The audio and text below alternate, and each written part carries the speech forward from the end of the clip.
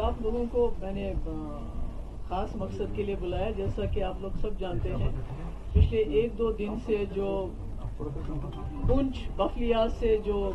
خبریں آ رہی ہیں بہت ہی افسوسناک ہیں, تکلیف دہ ہیں. پہلے وہاں 5 آرمی کے جوان جو ہیں جاں بحق ہوئے ملیٹنٹ کے ایمبوش میں, ان کے حملے میں. اور جو اخباروں سے ہم پڑھتے ہیں, کیونکہ وہاں تو اس وقت جو ہے انٹرنیٹ وغیرہ سب ڈاؤن ہے, بند ہے, تو اس کے بعد شاید ملیٹنٹ ہاتھ نہیں آئے ہیں, بھاگ گئے ہیں, کیا ہوا ہے کیا نہیں ہوا ہے. مگر اس کے بعد وہاں ایک گاؤں ہے ٹوپی بفلیاز میں, وہاں سے آرمی نے 15 لوگوں کو پک اپ کیا پوچھ تاچھ کے لیے. اور اس کے بعد ان میں سے 3 جو لوگ ہیں, ایک تو سفیر حسین ہے, ایک شوکت حسین ہے, اور ایک محمد شبیر ہے. ان کی ٹارچر کی ہوئی لاشیں وہاں انکاؤنٹر سائٹ کے پاس ہی ملی ہیں. اور جو باقی لوگ ہیں وہ 12 لوگ جو ہیں اسی ٹوپی گاؤں کے, وہ سرن کوٹ کے ہسپتال میں اور پونچھ کے ہسپتال میں بہت ہی بری حالت میں ٹارچر کیے ہوئے ہیں. حالانکہ میں نے ابھی ایک ویڈیو بھی دیکھا, آئی ڈونٹ نو اس کی آتھینٹسٹی کتنی ہے, جس میں دکھا رہے ہیں, اس ویڈیو میں جو دیکھا جا رہا ہے کہ آرمی کے لوگ جوانوں کو لٹا کے نیچے ان کے کپڑے اتار کے ان کو پیٹ کے اس میں لال مرچ پاؤڈر ڈال رہے ہیں ان کے زخموں پہ. بہت ہی دل دکھانے والا ویڈیو ہے. تو میرا یہ کہنا ہے کہ یہ ایسے علاقے میں ہو رہا ہے, راجوری پونچھ ایسا علاقہ ہے جس نے کبھی بھی وائلنس کو ساتھ نہیں دیا, انہوں نے کبھی ملیٹنسی کو ساتھ نہیں دیا. وہ بہت ہی زیادہ پرامن لوگ ہیں, امن پسند لوگ ہیں. اور آج پچھلے کئی سال سے, پچھلے 2-3 سال سے ہم دیکھ رہے ہیں کہ وہاں بھی جو ملیٹنسی کا وہاں نام و نشان نہیں تھا,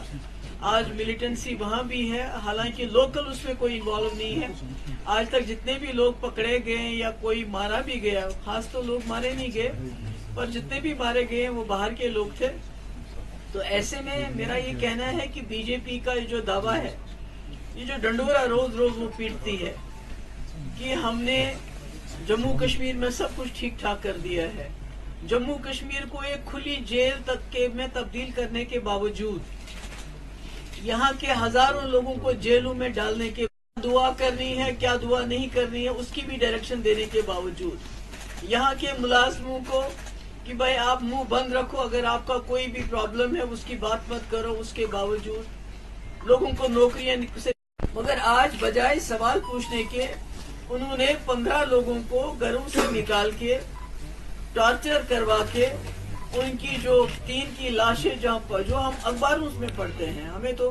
اور جو لوکلی ایک آدھ سے بات بھی ہوئی ہماری, وہ کہتے ہیں ہم گھر میں بیٹھے تھے, آئے اور ہم کو لے کے گئے, اور لاشیں وہاں بھی اور ہسپتالوں میں بھی ہیں. تو میرے کہنے کا مقصد ہے کہ یہ کیسا خوشحال کشمیر ہے, یہ کیسا نیا کشمیر ہے جہاں پر نہ تو آپ کا آرمی والا ہی سرکشت ہے اور نہ یہاں کے لوگ سرکشت ہیں. اتنا اس کو جیل میں کنورٹ کرنے کے باوجود بھی اتنے دلدوز حادثات ہو رہے ہیں, اور اوپر سے یہ ڈنڈورا پیٹتے ہیں یا سب ٹھیک ٹھاک ہے. اور اس کی ایک بڑی وجہ یہ بھی ہے کہ جو امشی پورہ میں انکاؤنٹر ہوا, جہاں 3 راجوری کے جو نوجوان ہیں ان کو فیک انکاؤنٹر میں مارا گیا, آرمی کورٹ نے فیصلہ دیا, مجرم کو سزا دی, اور سول کورٹ نے اس سزا کو پھیر دیا اور اس ملزم کو رہائی کر دی. تو کہیں نہ کہیں وہ میسج بھی شاید فورسز میں چلا گیا کہ اگر ہم کچھ بھی کر لیں, فیک انکاؤنٹر کریں, ٹارچر کریں, کچھ بھی کریں, تو شاید دنیا کی کوئی عدالت, کیونکہ جب آپ آرمی نے جو فیصلہ دیا اس کو بھی بدل دیتے ہو تو پھر اس کے بعد کیا ہے, کیا رہا ہے ہمارے پاس. تو اس لیے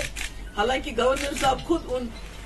کے گھر گئے تھے راجوری میں, جو وہ امشی پورہ میں 3 نوجوان ہمارے جاں بحق ہوئے تھے, اور انہیں یقین دلایا تھا کہ میں انصاف دوں گا, پر انصاف کی تو کوئی مجھے صورت نظر نہیں آتی ہے. اب انکوائری ہوگی, کیا پتا چلے گا, یہ تو اللہ تعالیٰ بہتر جانتا ہے. مگر میری گورنر صاحب سے یہ ڈیمانڈ ہے کہ یہ جو 3 لوگ نہایت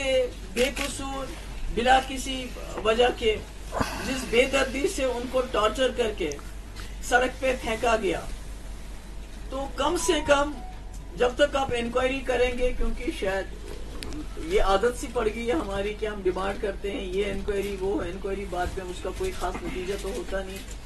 ایک ہی انکوائری ہوئی تھی امشی پورہ کی، اس میں بھی آپ سزا پلٹ دی ہمارے سول کورٹ نے، آرمی کورٹ کی جو رولنگ تھی۔